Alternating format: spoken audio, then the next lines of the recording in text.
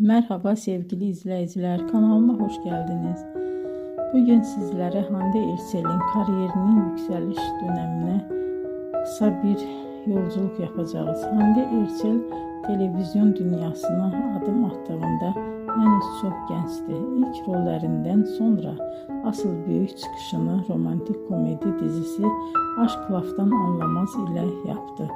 Bu dizide Hayat Uzun karakterini canlandırdı ve performansı büyük ilgi gördü.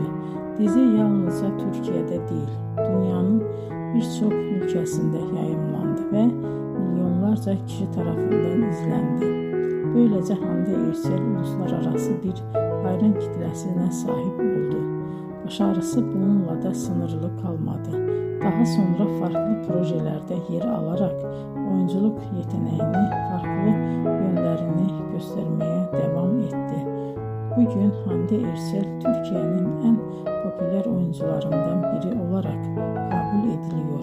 Videoyu izlediğiniz için teşekkür ederim. Bir sonraki hikayede tekrar görüşmek üzere.